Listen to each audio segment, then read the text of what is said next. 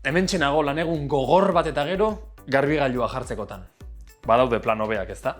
Baina arropa garbitu egin behar da, eta ez itxurosa joateko bakarrik. Arropa modu egokian garbituta gehiago irauten du, eta horrela asko gutxitu genezake ingurunen daukagun eragina. Baina nola egin hori? Zer da ondo garbitzea?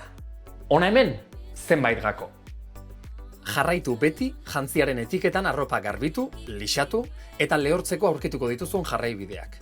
Garbigailua jarri aurretik, bereizi ezaugarri ezberdinak dituzten arropak, baita zuriak kolorezkoetatik ere. Prakak, serigrafiatutako kamisetak zein bestelakoak atzeko zaurrera garbitu, kolorea edo irudia ez galtzeko. Eta gogoratu, maite dituzun jantzien bizita luzatzea ingurumena zaintzea ere bada.